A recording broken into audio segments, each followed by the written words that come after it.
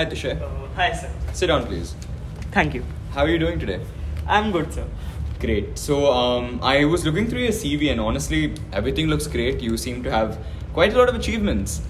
So, do you have an idea about what we're going to do in this round? Yes, sir. I have an idea what we'll be doing in this round. Let us know. Okay, so I think you will be giving me a case that we shall be solving right here.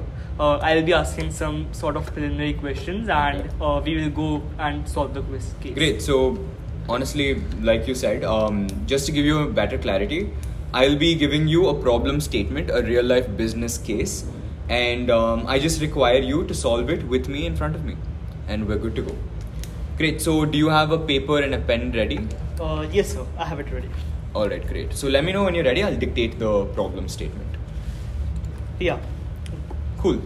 So, here it is. It's the client is one of the largest retail chains in India.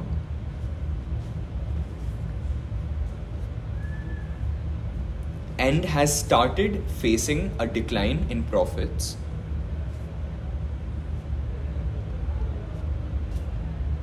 from the past 1 year. Analyze why this is happening and suggest measures to tackle it. Yes, sir. Alright. Sir, could you please repeat the case? Yeah, once? sure. So, the client is one of the largest retail chains in India and has started facing a decline in profits from the past 1 year. Analyze why this is happening and suggest measures to tackle it. Okay, great, sir. So, can I have a couple of minutes to gather my thoughts? Yeah, sure. Take your time. Yeah. Okay, so before moving forward, I would like to ask certain preliminary questions. Absolutely. Thank you, sir. So, for preliminary questions, I would like to ask, what is the segment in which the client is operating? Approximately how many stores are there in India? And also, where is it originally based? Okay, so with respect to the segments, we have supermarkets across the country, and we have products from various categories like food, grocery, apparels, electronics, toys, etc. And it has we have a pan-Indian presence, and we have around 80 plus stores across the country. Okay, sir. So, secondly, I would like to ask, so out of these segments, is there any specific segment that is experiencing decline in profits, and what would be the approximate percentage of decline? So that's a good question. The category that is facing a huge decline in profits is at the moment the groceries category, and you can take it to be around 10% decline in profits across the country, but in the south zone there's a 20% decline in profits. Okay, sir. Okay, sir. So, the problem of declining in profits, is it company specific or it is industry specific? So, the decline in profits is company specific. But on the contrary, it's important to note that the other competitors in the industry have shown positive growth with respect to profits recently. Okay, sir. So, I feel that the decline of profits can be due to two reasons. Either there is an increase in the cost, or there is a decrease in the revenue. Absolutely. So, are there any significant changes in both of these? Right. So, with respect to revenue, the revenue has gone down by 15%, whereas the costs have actually gone up by 5%. So, you can note those down. So just to confirm, cost has increased by 5%, Yep. and revenue has decreased by 15%. Correct. That's correct. Thank you, sir. Okay, so as I can see, the decline in revenue is triple of the rise in cost. So I'll be willing to explore the reduction in revenue side. Okay. For that, I'm willing to divide the whole revenue in two segments. Basically, the grocery segment and the other segment. Reason being because the major decline was in grocery segment. So this is the reason I'm dividing in this manner. Is it fair to assume that since grocery was the major affected segment, that decline in revenues was due to grocery segment only? Sure. I mean, you can go ahead with that assumption. There was a decrease in revenue in the other ones, but it was pretty insignificant compared to the decrease in groceries. Okay, sir. Okay, so for further moving the case, as we know that revenue can be further classified as the price of the cost and the amount of volume sold. Correct. So I would like to know that in the grocery segment per se, was there any significant change in the pricing of the product and the volumes that was sold? So there was a change. The price of the products went down by 2% in the past year.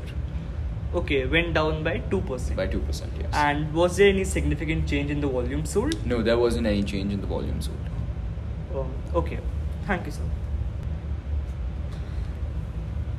Okay, sir. So, since price in itself consists of cost and margin, I would like to know if there is any sort of serious change in either of them, in cost or margin. So, actually, the cost has gone down recently because of better relations with the suppliers. So, we're able to procure the materials at a much lower cost. As for the margin has remained the same. Okay, so since margin has remained the same and cost has reduced, it basically implies that the price of the product is decreased. Right. Now, as per the law of demand, the quantity of volume sold should actually increase, but there is a decrease in revenue by 15%. Right. So, is it fine to say that there is a decrease in volume sold? Actually, there is a decrease in the total amount of volume that was sold in the past year. You can take this up as your issue and explore it further. Yeah, sure, sir. Okay, sir. So, since the volume is reducing, I would like to know that the reason for reduction in volume is due to the demand side or due to the supply side. Okay, well, so you can take it that the supply has remained the same over the past year. So, okay, so since supply has remained the same, I can easily infer that there is a change in demand. Correct. So the change in demand, are there any internal or external factors that are influencing the demand? So essentially, there are no external factors that are affecting the demand right now, but you can explore the internal factors of demand and see where that takes you. Sure, sir. Okay, so I can easily divide the internal factors amongst need, awareness, affordability, accessibility, and acceptability. So let's talk about the need first. Okay. So under need, I will be analyzing if the product is being met according to the needs of the consumer, and as in is the consumer satisfied after using the product, and is he happy or not. For awareness, I'll be majorly analyzing the marketing strategies. When I say I'll be analyzing the marketing strategies, I would like to know that if the product is being aware with the public, if the public does know that product is there and they have accessibility to that. Correct. So for affordability, I don't think affordability should be a major issue since our prices are lower than the competitors due to good supply relations. Yeah. I believe it would be good to look beyond affordability.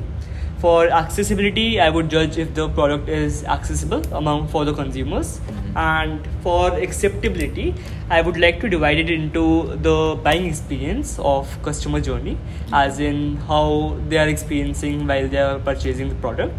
And secondly, I would like to judge the product attribute.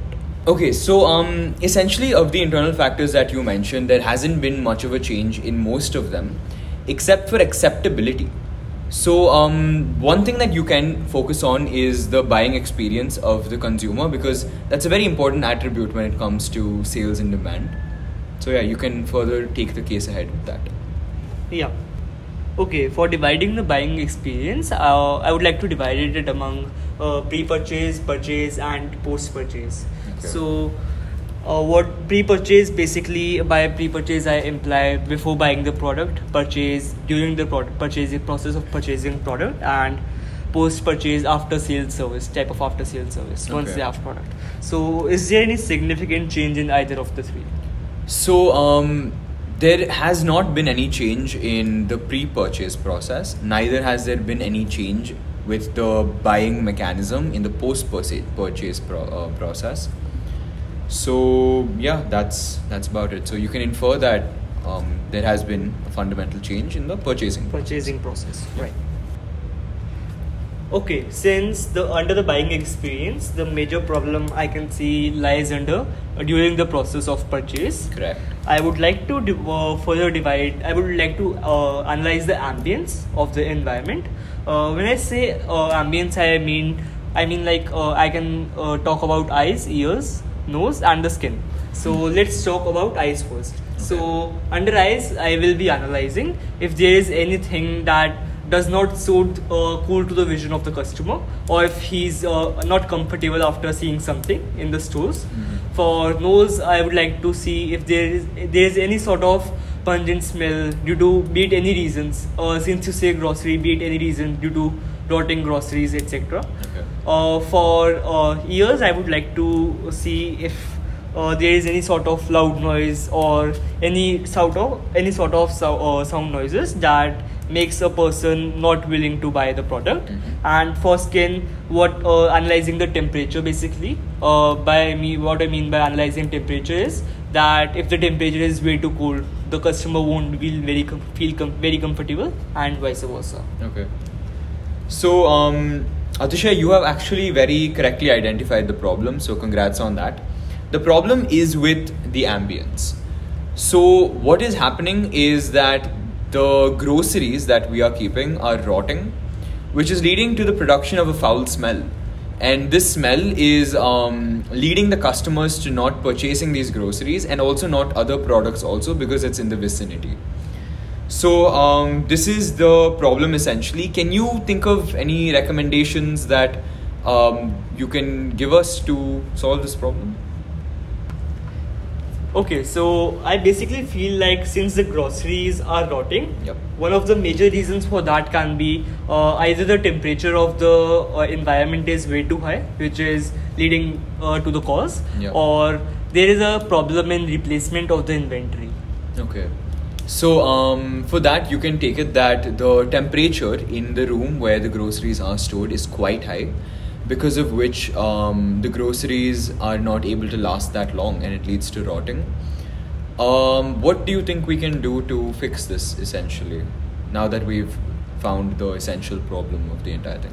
Okay, so what I feel a way to go forward can be basically to reduce the temperature of the environment. Right. How can we do that is basically, first of all, we can have appliances like coolers so that the environment does not rise. Secondly, for groceries items that are highly perishable, we can have refrigerators, etc., so that it does not so that they do not perish. Okay. And additionally, if the room of the background of the color is dark in color, I would suggest to change it to white in color. Reason being, it would reduce the radiation effect and will keep the environment cooler. Okay, that was a very interesting recommendation. These were, I think, some good recommendations. With that, we can officially end the case. Thank you so much, Atishay, for spending time with us and giving us your valuable thoughts. It was great having you. Thank you, sir. It's been a pleasure.